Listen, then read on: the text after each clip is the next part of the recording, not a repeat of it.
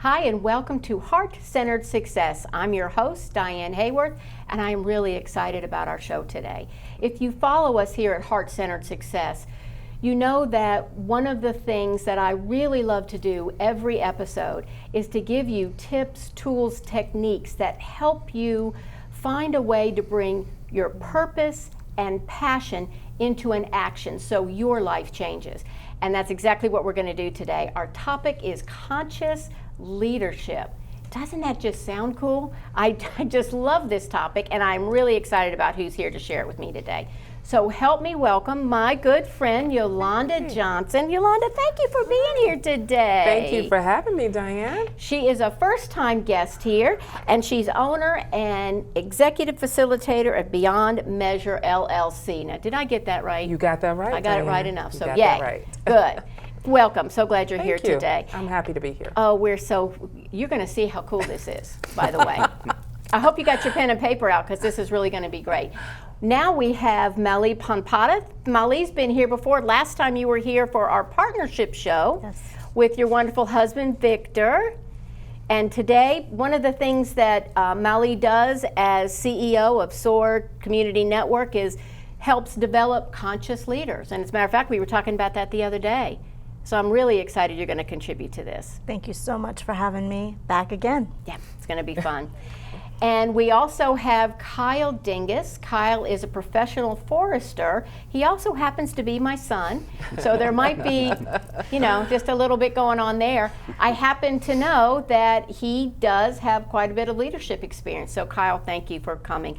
You are a professional forester currently working in a local government agency. Correct. I'm glad to be here. Yep. Good thing I remembered, right? Okay. So thank you guys for being here as well, and let's get started. So let's talk about conscious leadership. That's not a phrase I know that I heard a lot coming up, not even when I was doing my MBA work. Nobody talked about conscious leadership.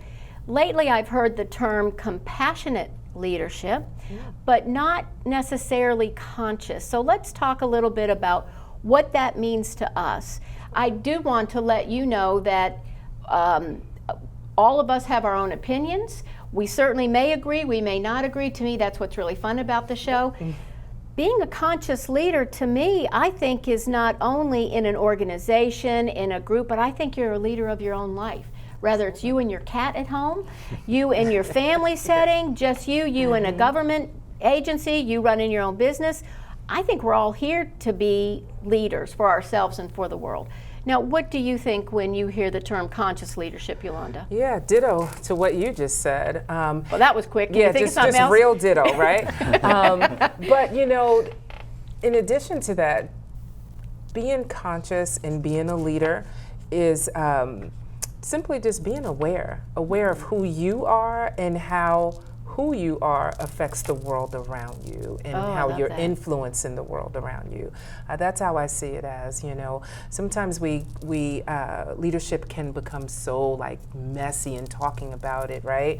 But if we think about it in a real basic way of how we're walking on a daily basis and how who we are affects the people in the world around us. How I see it. Wow. So it starts with awareness. Starts with awareness of yourself. Great point. Starts with awareness of yourself and being actively aware, right? And when I say actively aware, I mean okay, I wake up in the morning and we're going about our day, and that's all good. But what about the times when we're either working or we're interacting with folks and we're like, how am I affecting that person? How am what I'm giving out to the people around me, how is it affecting those people around me? And so just being actively aware of yourself and how you're affecting other people and influencing the world. Oh, that's wonderful. Just doing self-checks almost. Self-checks. Being aware and doing self-checks. Self-checks. Yeah. Mally, what would you add to that, or what is conscious leadership to you? I know this is something that you develop at SOAR. You all are consciously developing leaders. Yes, we are. I definitely agree that it is awareness first, awareness of self, awareness of our role in the decisions that we make and the impact of those decisions. I also think what I would like to add is intention. A conscious leader is intentional about how they operate in the world. They use the tools to remind them, because we're all human beings and we are flawed and we make mistakes and we're not always in harmony. We're not always compassionate leaders as well. But I think that it's about intentionality of your role in society, in your family, in your work life. So beyond awareness, it's intention. But I think it's also looking at the world from a holistic vantage point, looking at the whole.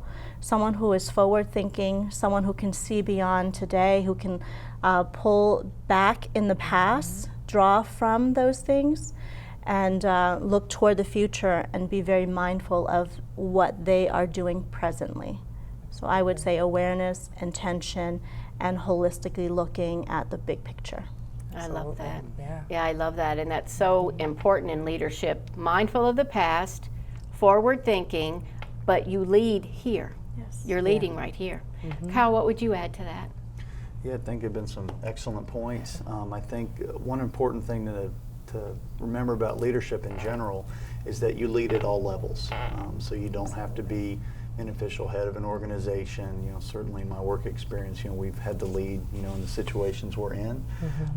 But I think it's just being very intentional about what you're doing. And, you know, when I lead folks or I'm leading an organization, it's looking at not only what is going to service the organization, but how can I take this opportunity and contribute to the greater good for everyone. So being conscious, and that, you know, may be something that you're doing unconsciously through the organization, but also utilizing that opportunity to lead from all levels, to be aware, to learn from the past. But I think what distinguishes the leader from a manager is having that forward looking component. And then especially, you know, the way I look at it is also being guided more by spirit and that common good, that greater good, and kind of letting that aspect shine and guide you from there. Yeah, Absolutely. that's something that I'm obviously really interested in is the aspect of consciousness as being guided by an intelligence beyond your own, right? I mean, thank goodness. Ask anybody I've ever led. You wanted to be somewhere else. Just because, like you said, we're human. So getting more and more in touch with the inner wisdom, and depending on who we're talking to, if we're talking to a very traditional government client or an executive situation, you might talk about inner wisdom. You might talk about tapping into that intuitive ability. There's different ways to language it, right? Absolutely. And I do think you have to be set up with the intentionality and the awareness, or else you're not going to get there, right? For me, I really seek to actively be guided with whatever I do. Pretty much because when I was on my own, it didn't work out so much. It just really didn't, right? So to me, that leadership role is more and more relaxing into a guided space, and knowing when to do that. But it's interesting, isn't it? Because this is not, believe me, nobody ever talked to me like this, right? Did you guys ever get that in school? Not in school, not Yeah, in or high school. They ever talk to you about that? No. No, it's just not something I think that people talk about. I'm really glad that we have opportunities like this to be able to discuss it in a different way. I do think we're making headway. And there are people that are talking about meditation, for example. Matter of fact, the three of us met through the Meditation Museum, which you all have heard me talk about several times. And those are some strong, powerful leaders associated with the Meditation Museum. And they know that part of that strength and leadership comes from that connection to that inner knowing that comes from a meditative space. That's one of the things that I absolutely swear by. I don't know, what do you all think as far as leaderships and meditating? Is that anything that you guys talk about? You know, having quiet time, and to me meditation is quiet time, right? And having that quiet time helps you to kind of settle your mind before you go out and lead others and all of that. Sometimes I'm doing it in the midst of while I'm doing other things and learning how to quiet my spirit, because it's really important. If we're kind of like going like this every day, then we may miss things that we need to pick up from other people when they need us, or what we're supposed Like to the do. awareness. And pouring into others. You know, yesterday one of my friends who also went through some leadership programs, she called it lifting and leaning. And so that. if we're meditating, or if we're having our quiet time, whatever it is that you do, then you can have that space in your brain, right? To me, I feel like you're creating some space in your brain to be able to lift others or lean on others when you need to lean. Yeah, absolutely. The other thing for meditation, for me, and having that quiet time, is getting folks to, and myself, to understand our own paradigms, right? Because if we don't take that time to kind of be still and understand our own paradigms, then we can't reach back, like Melly said earlier, being able to reach back and say, okay, how am I seeing the world, or why am I seeing the world this way? And I could talk about paradigms all day, but I won't do that, Diane. Yeah. But that'd be another show. Yeah. 'Cause that'd be a good show. Yes, absolutely. Melly, you and I talk a lot often, because we talk outside of this place, of course, about energy. So, and I'm just curious, because we never actually specifically discussed this, how do you think meditation might affect the energy of a leader or leadership? I'm just curious. I think it's, for all of us, it's just being mindful that we want to be these conscious beings, and we are. And yet we're held and bound by a physical body. And I think that's really where we have to check our energy, check what our body is telling us. When we're tired, are we getting enough water? Is something else going on emotionally? I think that's what dictates our energy. We describe energy, but energy really is emotion, right? Yeah, exactly. It's emotion. It's having the time not only to meditate, but other mindfulness practices. I meditate. I also do EFT, emotional freedom techniques. It's a tapping technique. And I write. I have a gratitude log. So it's a place where when things are chaotic, or when you just don't feel that sense of harmony, and there's an internal compass that we all have. And sometimes you don't even have to figure out what's wrong. You just know something is off.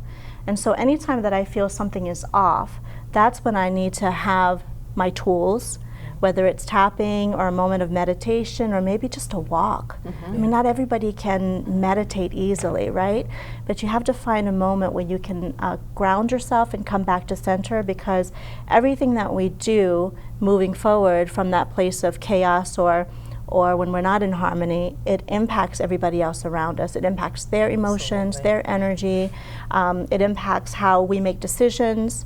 And so energy is everything, but energy is very much emotion. So when you feel something is off, you have to refuel, you have to ground yourself, and you have to find that place where you can reboot. Yeah. So what I'm hearing, I actually really love. Sounds like part of conscious leadership, perhaps, is being aware of your energy, however you can reset that. I call it a reset as well. Maybe it's journaling, maybe it's meditation, maybe it's all kinds of other tools. EFT is a great one. There's all kinds of different ones. There's an awful lot of work being done right now on forest bathing. You saw the book I had on that the other day, because that resets your emotions from a biological standpoint. So perhaps an aspect of conscious leadership is having the awareness of when you have to reset your emotions.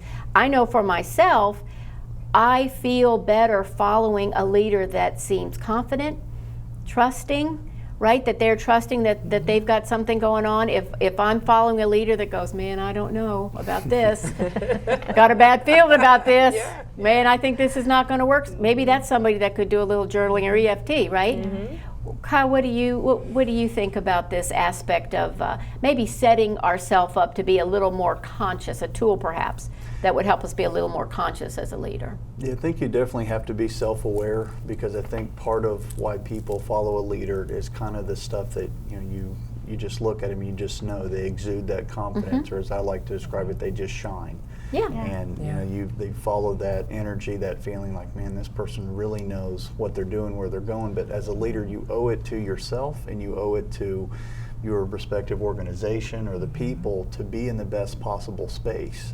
And sometimes you need to take care of yourself, so that when you are able to continue to lead, you're doing the best possible job. You know, it's kind of like they say, you know, if they have an issue on an airplane, you secure your oxygen mask first. Well, that makes total sense, because if you pass out, you can't help out anybody else on the plane. So I think that can be a big hurdle for people that are getting into conscious leadership, because they'll maybe feel bad for taking that time. So they think or they're maybe buying into the idea of sacrifice. Right. So Which doesn't work long term, does it? Right. Yeah. No, not at all. no, so I think it's definitely one of the signs of maturity, I think, of a leader to know when to step back, when to reset, because, you know, when you're at your best, you can give your best, and that's really important for folks to understand. Well, Melly was talking about the holistic aspect of conscious leadership, right? That's mind, body, spirit. That's right. That's mind, body, Funny, spirit. I just wrote that this morning. One of the things, and it's kind of along the same lines we were just talking about, is, you know, we studied a lot about servant leadership in graduate school, right? And that's great. I love servant leadership. However, one of the things that we don't talk about a lot is serving yourself. And that's what we're talking about, is serving yourself so that you can set yourself up to serve other people. And because it's not talked about a lot of times leaders feel guilty about serving themselves first, mind, body, spirit, and taking that time to do some things. You know, it can be something just like going to take a walk, or for me, it's going off somewhere by myself and having some dirty chai, like a cup of chai tea. Some I was dirty wondering where chai. you're going with that for You a second, know, but yeah. Well, Okay. dirty chai, yeah, absolutely. A shot of espresso and chai tea, and my quiet time in a book or whatever I need to do, or just kind of sitting quietly and not having to rush through it. Yeah.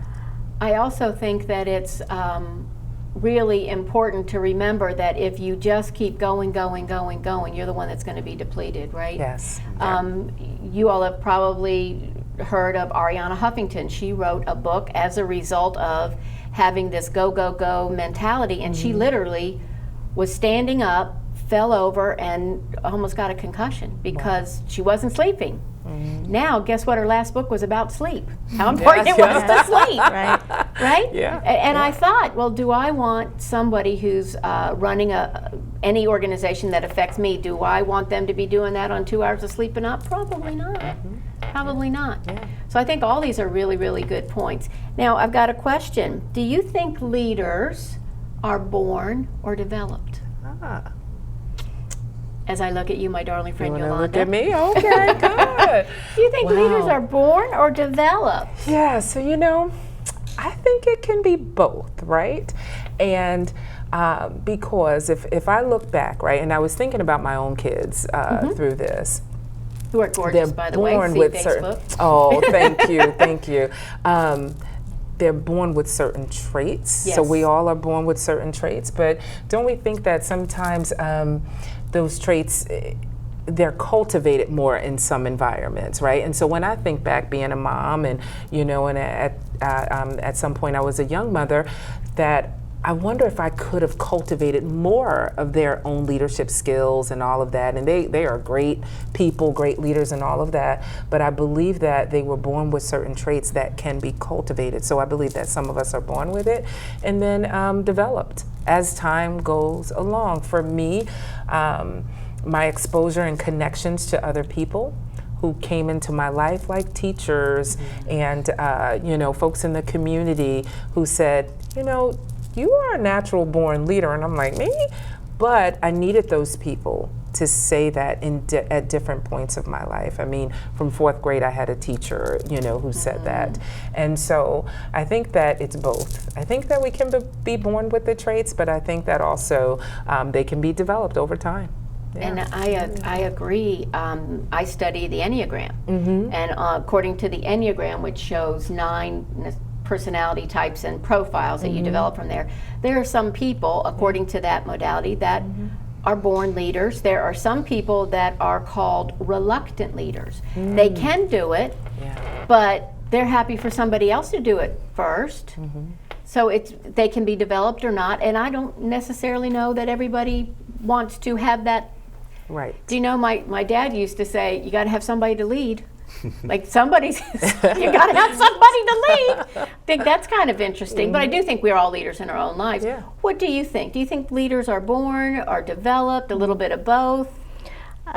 My personal opinion, I think if you're born into this world as a human being, I think that you are meant to lead.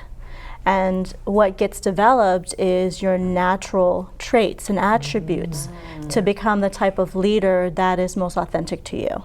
I really believe that. I think if you're here on earth, you lead regardless of whether you're intentional about it or not. Yeah. People are perceiving you as a type of leader. Maybe it's not such a great leader, but you are being, this is where branding comes in. We talk a lot about your persona and your personal brand. When you're intentional and you're mindful and you're conscious about it, then you can take control of that definition of the type of leader you are. But everybody, if you're here, you're leading something. If you can make a decision, you are leading because you are impacting people with those decisions. No matter what. I no love matter that. what. And it does evolve. You said as a young mother, I was one of those one time. And what we did, however many years ago that was, you know, as you develop along your life path, skills change, develop. Yeah. That, and I also think maybe you can be developed because of circumstance. Yeah. I'm very inspired by your family story. Thank you. I mean, and if you would just share just a few minutes about how your family came here. So I was thinking on the way up here, you know, oh my gosh, your parents, that's leadership. That's right. Leadership. I was going to share the conscious leaders in my life really started with my parents. My family escaped war-torn Laos, and I was just a baby when this all took place. So we came here on a very tiny little boat in the middle of the night across the Mekong River, and it was really this intentional decision that my parents made to get us to safety.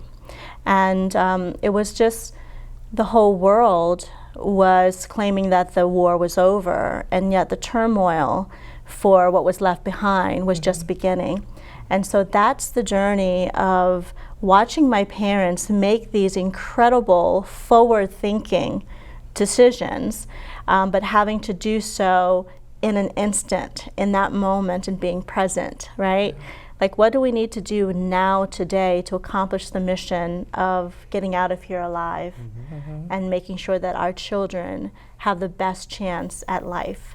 Yeah. And this is one of the examples I wanted to give of who around us help us to be the leaders that we are today. And I would definitely say that my parents and my grandmother were the first conscious leaders, very mindful, very thoughtful about every single decision with precision in order for us to have this life that we have now today. It's wonderful. It really is. And here, I've never met your parents or of course, your grandmother, but it's impacted me. Something that happened all those years ago inspires me. Now, I doubt that was their intention. As you said, they were in the present moment. What do we do? Just take care of our family. How do we do this? But the ripple effects of this conscious leadership to me goes on. And in your writing, who knows who's going to read that 100 years from now? Yeah. And what your parents did will affect somebody else. I think it's just the ripple effect. I think, again, our existence is so important. Even when we take our own lives for granted, when we really think about every decision we've ever made and every decision that anybody in our life has ever made, whether it's our parents, our mentors, our friends, they impact us. And I think when you are a conscious leader, you are mindful always of your actions and the ripple effect of those actions that you may never, ever, ever be aware of. So good. So I think that is what conscious leadership is all about, just knowing that there's impact, but not always being able to define what that looks and feels like. And being okay with being okay just with trusting it to be able to do that. Yep. I have no idea how your grandmother, your grandmother you speak of as your mom's mother? Yes. I don't know if she ever talked to her about being a conscious leader growing up. I think they just do it. It's almost a gut thing, Yeah. just an Just do it. instinctual Yep. thing. Kyle, what about you? Born versus developed? A little bit of both? Situational, like we just talked about? What do you think? I think everyone comes into the world with a baseline of skills and things that they do very well. I think one of the Innately, you mean? Correct, Yeah. innately. One of the most important things I believe a conscious leader can do is learn about themselves and how they learn. Curiosity I recently piece, came yeah. to a new job and I had my new work team and I looked at them all and I said, I'm really glad to be here, but I'm a big picture visual learner. And that's how I'm going to best understand things and learn our new processes and procedures. So I think the baseline of that is recognizing what one's good at and also how you learn. And then I think also just through experience and circumstances, however they play out in one's life, if you're conscious, you're not only conscious for all of the reasons for being a good leader, but it's also for self-growth as well. Because again, going back to our previous point, the more work you do on yourself to help yourself learn, to help yourself be more conscientious, to help keep yourself calm amidst all the stresses of life, you're doing a better job of leadership, and it's all tied together. So I think you do come into the world maybe with a baseline of strengths, but I do think with some consciousness and looking at all that you can develop that over time and increase what you're good at, and maybe stuff you're not so good at, you can know to work on that. Well, and that's part of the awareness, right? Is Absolutely. understanding that you have opportunities. And like you and I had said, just understanding that you develop over time. Now, you, for example, were a quieter kid, right? But very inquisitive, very curious. You have always loved fishing. We were talking to Melly about that earlier. And you were, what, 16 when you were asked to be on the board of Trout Yeah. Unlimited? Yep. Yeah.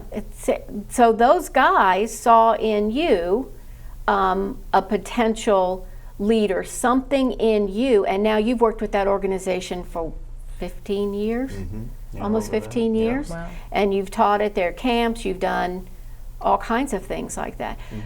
As a young man, what kind of, what did that experience do for you as far as helping with leadership? I'm just curious, we've never talked about that specifically. Just gave me confidence that other people recognized it. So Yeah. it was just something I didn't really know about myself. And even at the time, it was actually about probably almost 6 or 7 years later when I was in college, when I first started, like, oh my gosh, maybe they were actually on to something. So, and then I got involved and did some leadership work when I was still in college. So, but that planted the seed that, I didn't really see anything from it or just didn't recognize it for years later. But, that meant a lot just to get that first little nudge, that first little inkling of a thought that, hey, maybe there's something there that, somebody else recognizes.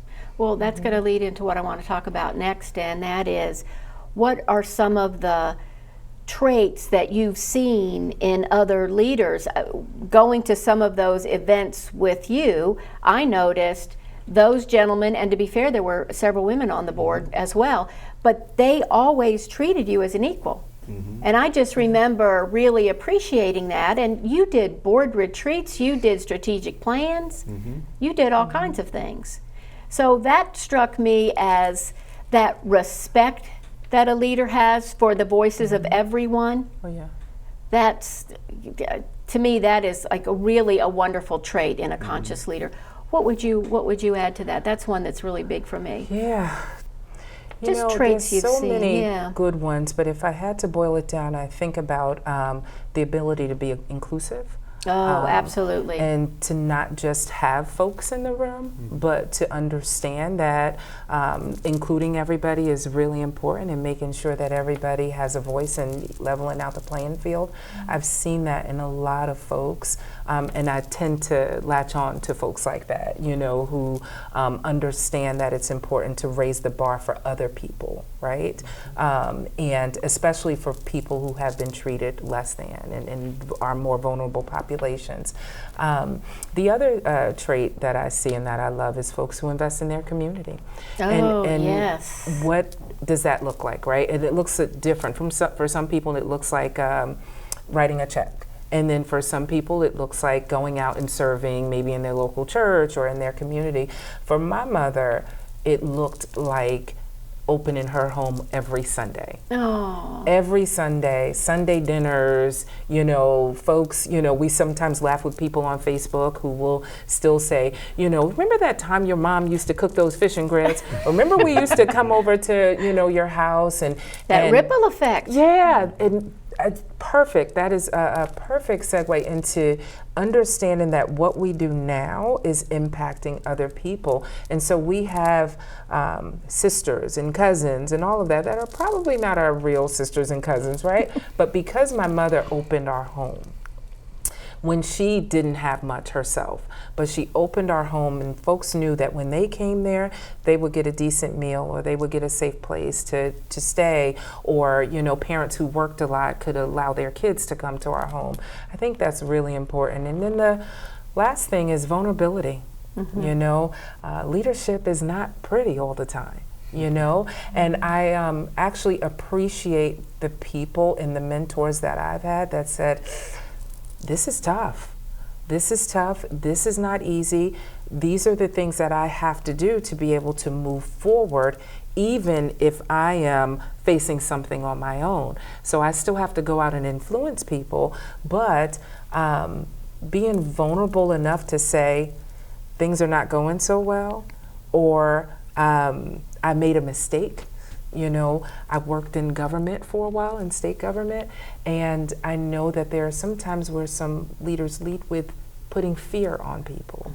But a lot of times, if they were just vulnerable enough to say, I'm not sure about how to move forward, and so it affected other people around them. So being vulnerable, I think, is a big one that I'm even learning more about.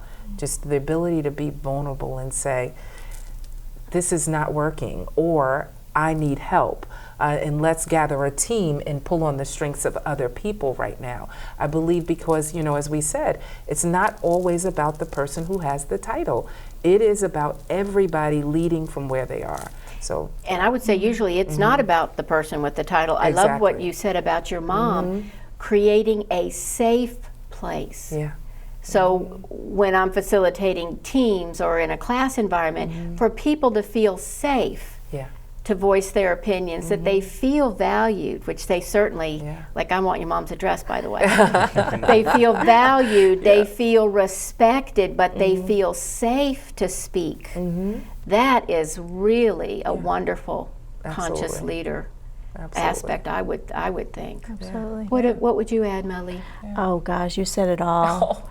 Don't be sorry. No, it's perfect. And it's real life. That's what I real love. Life. I would add also what I find with the conscious leaders in my life who have mentored me is that they really see me. There's no assumption. That's perfect. They meet me exactly where I'm at, and if they don't know, they ask.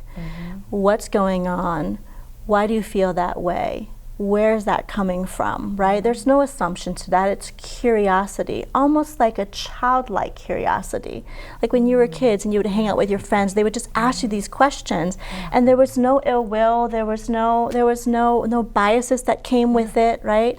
When we were little, before all of life happened, we really didn't have those biases. We were just like, okay, this is another human being. They make me feel good, or they make me feel scared, and they would just voice it. I think that to really connect with another human being as a conscious leader is to really meet people where they're at with no assumptions. We have no idea what someone has gone through. Many people who meet me can't imagine that I was on a little boat at one time running away from war, right? We don't know who is in front of us and what they've gone through and why they lead the way they do or act out the way they do, right? I don't think people are trying not to be conscious, mindful leaders. I think that we are shaped by our environment and how we are nurtured just as much as what nature has created for us. Another thing that I would say in terms of attributes is someone that really understands that there is a legacy that they're creating with their existence. And what I mean by that is someone who knows that when they're no longer here, they want an environment, a home, a community where it's so much better off because they had a chance to share their gifts and their talents. And I think that a conscious leader has uncovered that, or is on the journey of uncovering what is uniquely mine to do. What is it that came with me as gifts? What are the talents that I've developed? What about my life and work experiences that make this unique package of me? And how to advance other people's missions forward, not just my own. Yeah. I would say that just the willingness and the desire, almost an innate desire to see other people soar, sometimes higher than you. And to understand that no matter what, everyone does have that unique contribution, ability to contribute. And a lot of times they don't see it. The conscious leader does. Oh, I love those. What would you add to that, Kyle? I think inspiration be a big one, because one of the things I've always had folks work with me in various organizations understand is, through my eyes, we're on the same team. And it doesn't matter if, you know, someone's in a different position, maybe on the, you know, I want to say a lower department, but, you know, a different side of the job scale, you know, that, you know, to me, it's, we're all on the same team. We're all trying to do the same thing for the good of, you know, whatever the organization's missions are. So I think it's really important to always, you know, promote that, promote the inclusivity and togetherness, because I think that empowers people. And I think some of the best leaders are inspiring to multiply their leadership efforts to other people. So, you know, I think that if a leader moves on to another position, or they're drawn to different work, then where they were before is a better place, and those folks can do it themselves and learn that and kind of be able to multiply that ripple effect. I think that's really, really important. I also think it's really important that folks that you're leading know how to do, you know, your job and know what you know, because I think that's a beautiful gift to leave folks that come on after you, is to not die with any secrets, just to say, you know, this is what I know, did it the best I could, and I think that's a wonderful gift to give folks. So the inspiration part's real big. I think that is actually a big part of being a good leader, certainly a conscious leader, is not being afraid to hire people with skill sets that complement yours. Absolutely. It was always interesting to me when I was employed and someone would say, you know, this person doesn't know what they're doing, and I'm thinking, well, you hired them. Why would you hire someone that doesn't know what they're doing? One of the best bosses I ever had was actually an Army vet, and I always wondered if that training contributed to his effectiveness, and I'm guessing it did. He always knew what the mission was. We always knew what the mission was. He always wanted to make sure everyone had the tools they needed, and that included emotional tools, physical tools, right? How are you doing? Genuine interest. How are you? Are you okay? What's going on? How can I support you to do your job? The other thing that I was thinking about that I loved about this particular man so much is that once you were on and trained and you knew what you were doing, he let you do it. The trust that I hire you, you know what you're doing, I'm checking with you, you have what you need, then I don't have to be over your shoulder. I trust you're going to do what you need to do, and you'll come to me if you need to. The leaders that I've loved the most too do have that collaborative. Like, we get together every whatever it was, right? Week, month, whatever it was. And now you can do it virtually too. So you can have diverse work teams, which is really interesting. But they're really interested, wouldn't you say, in what they have to say? Yeah, and I think one of the biggest misconceptions of leadership is you don't always have to know the answers, but you have to know how to find the answers.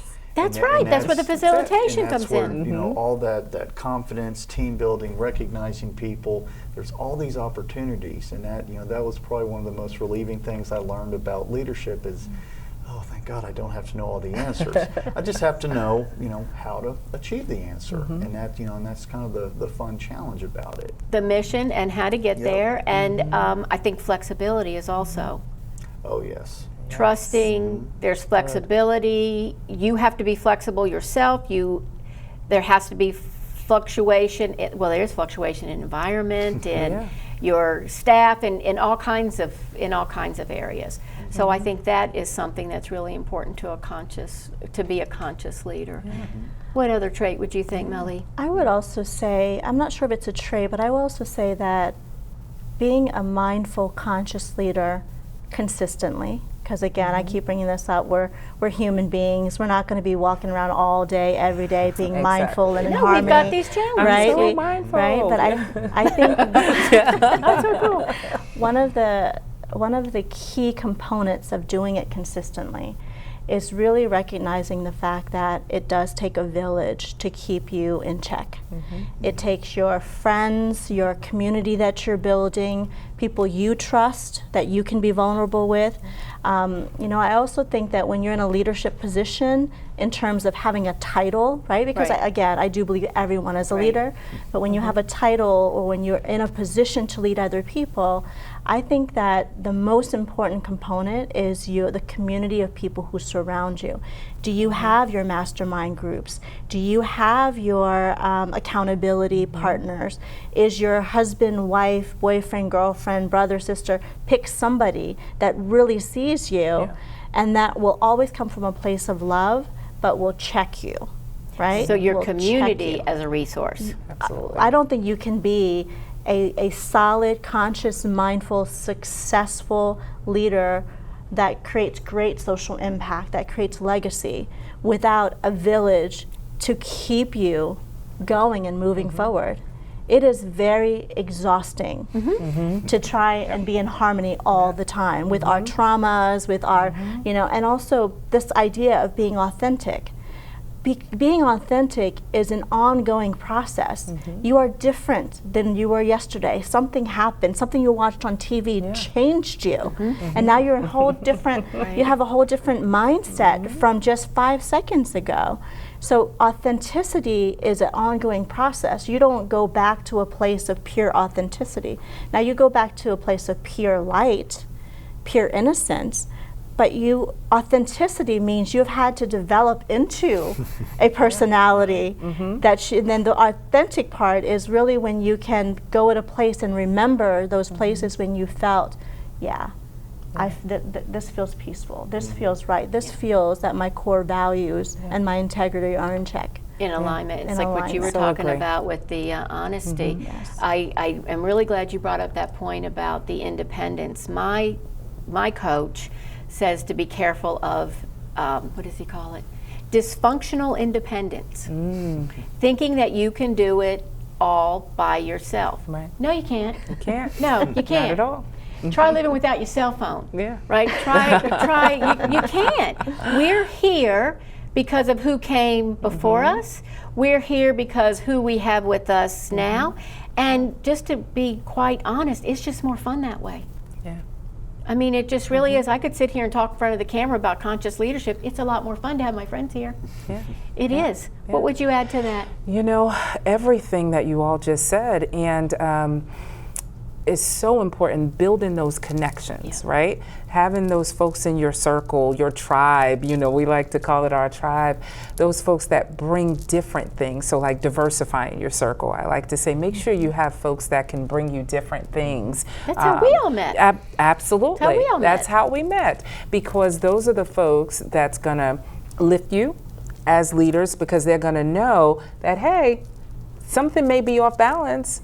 Something's not right because this is what I've seen in you before. So now we need to lift you back to where you were or get you to even a higher place. Building connections, I think, is the most important thing.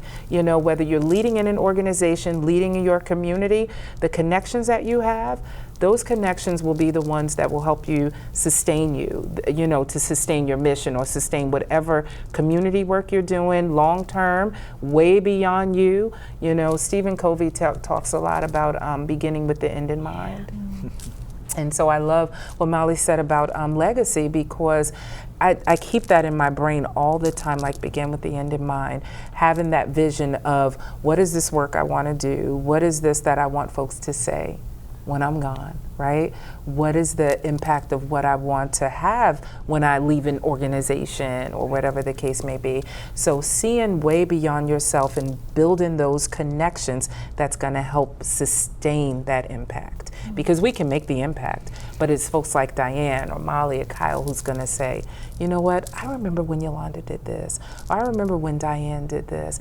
I remember when I was on a bus before, and this is a true story. And I had read your book, and what is it? How to choose love when you want to slap somebody. And I don't know if I wanted to slap somebody, or I may have been like, Close. kind of, yeah.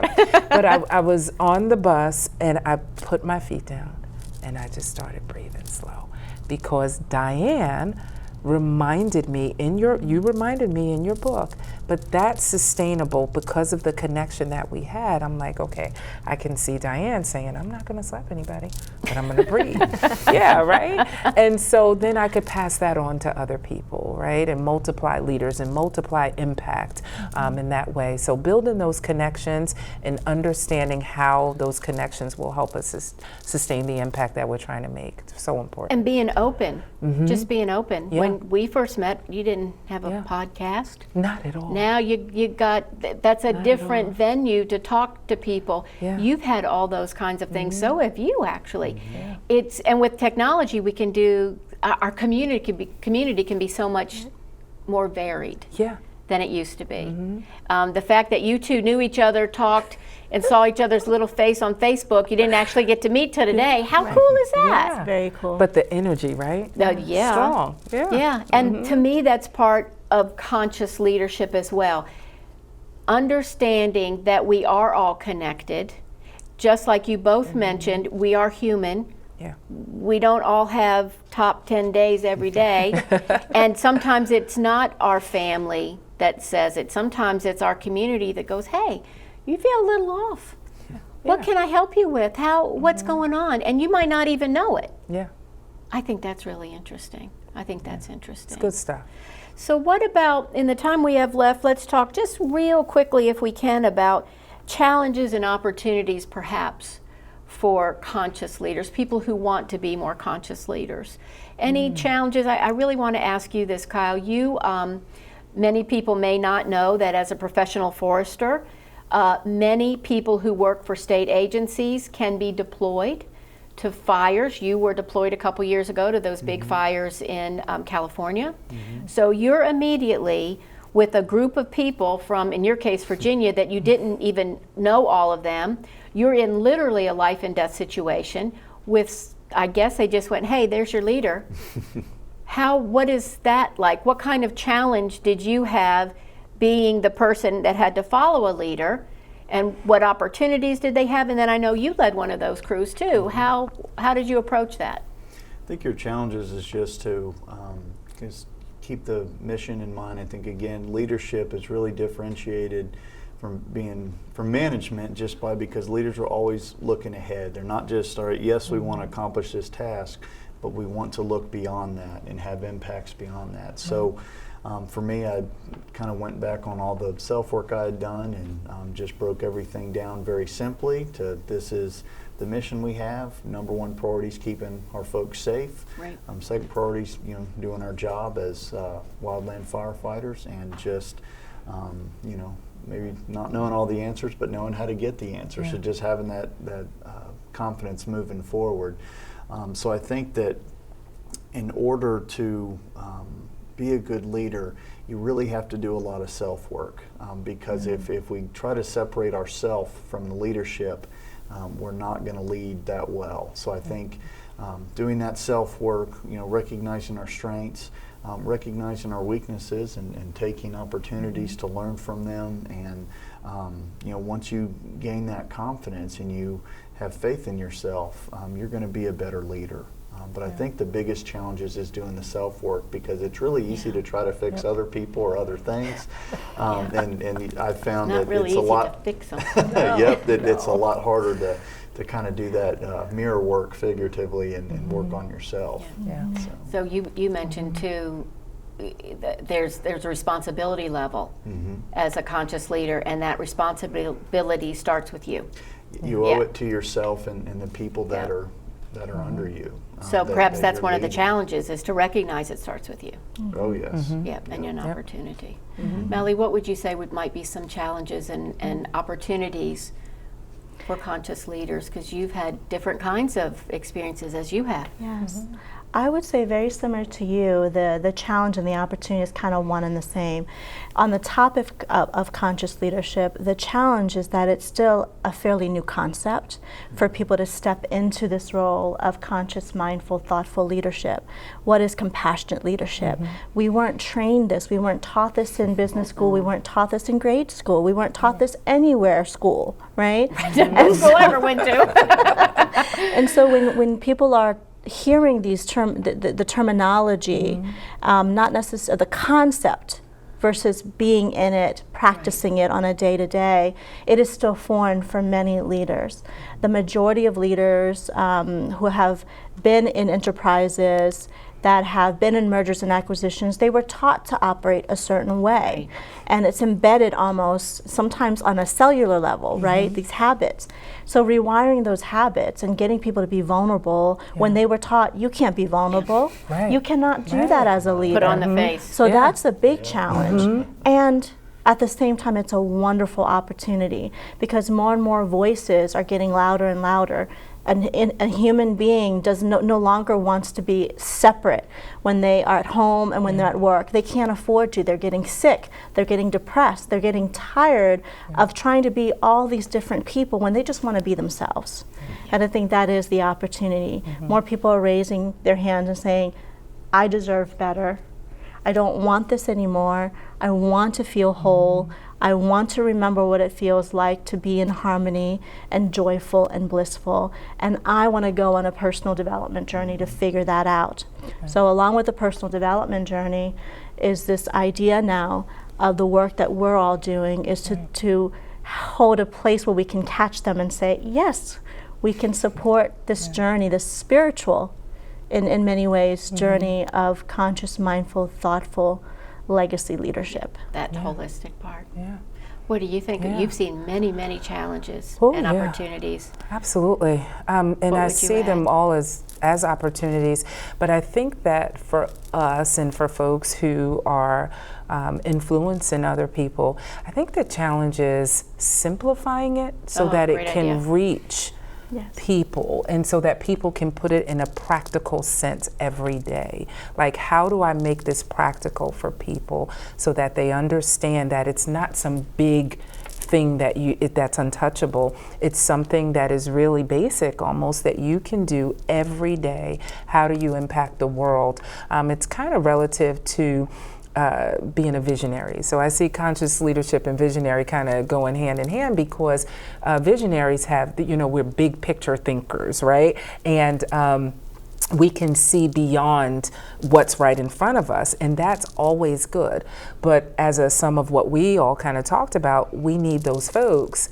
As visionaries, we need people around us who will be able to say, okay, at this point, we need to have this done. And at this point, we need to have this done so that we can reach the vision that you have. I think that's a challenge in getting folks to simplify it in practical steps so that we can create outcomes for people. Because I think people want to see change, right? People want to see change and they want to feel an outcome. They want to say, okay, I did that.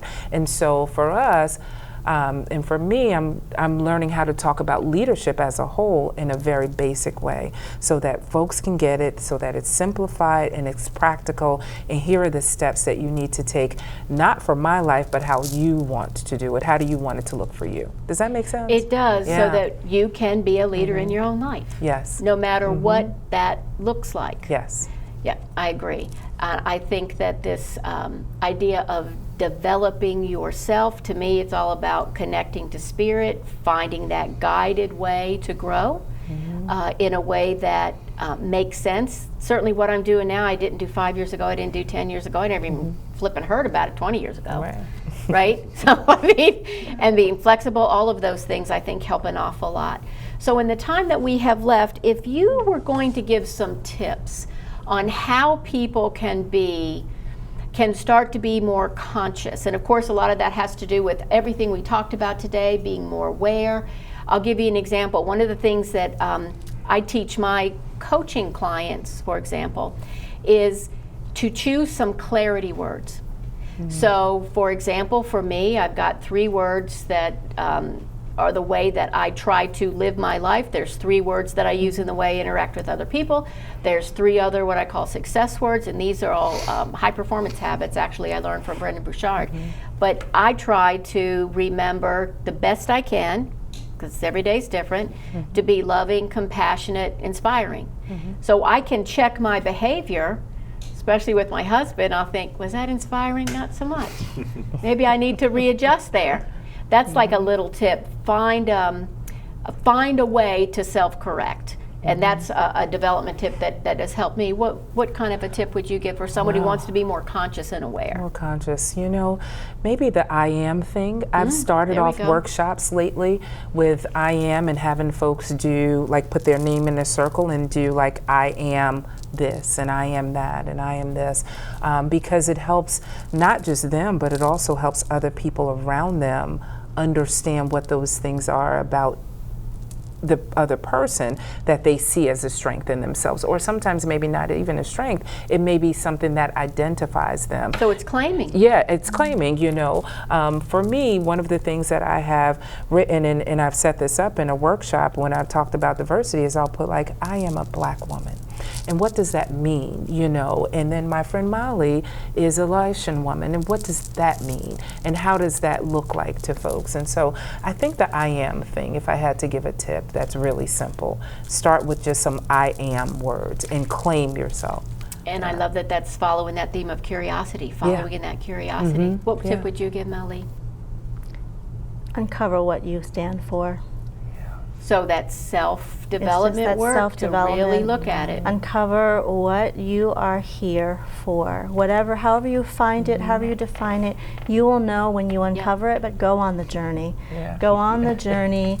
Find that place where you're like, yep, this is mine to do. This is the work I want to do. This is the place I want to be. These are the people I want to hang out with. And the other tip is find those tools that will ground you when life gets chaotic, because it gets chaotic on a daily basis. Moment to moment. So find the tools that work for you. My tools are meditation, EFT, I journal, I write music.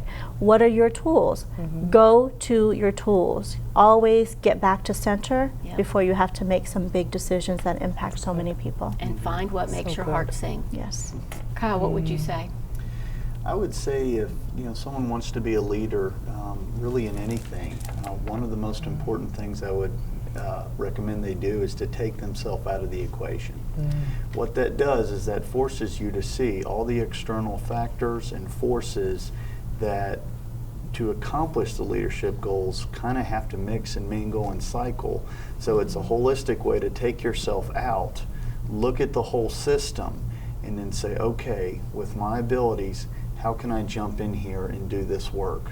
Because the leadership roles that I've done and with other organizations, people have told me, it's like, oh my gosh, like you started all these great things, and I'm like, I was just doing my job. I just was doing what I thought I needed to be doing to.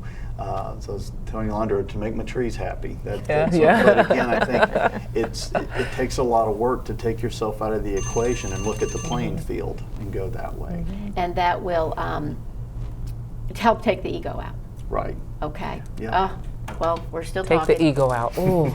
Take the ego out a little bit. Diane? So let me say thank you to this wonderful panel. As you can see, we can just keep talking. They're going to have to cut this. Sorry about that. Yolanda, if somebody wants to find out more about you and your work, what can we do? Where can we go? Sure.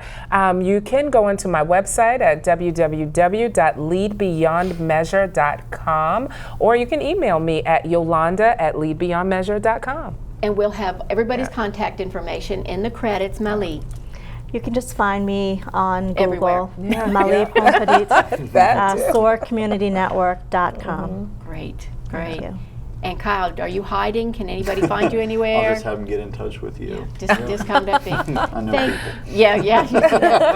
Thank you so much for being with us. Thank each of you for contributing to Thank this you. really what I Thank think is a you. really, really important topic. thanks to our producer, Tremaine Johnson, who's telling me, come on, let's go. Nothing gets done here without him, and I so appreciate him. I appreciate you. Thank you so much for tuning in to Heart-Centered Success. I'm Diane Haworth, and I'll see you next time. Yeah.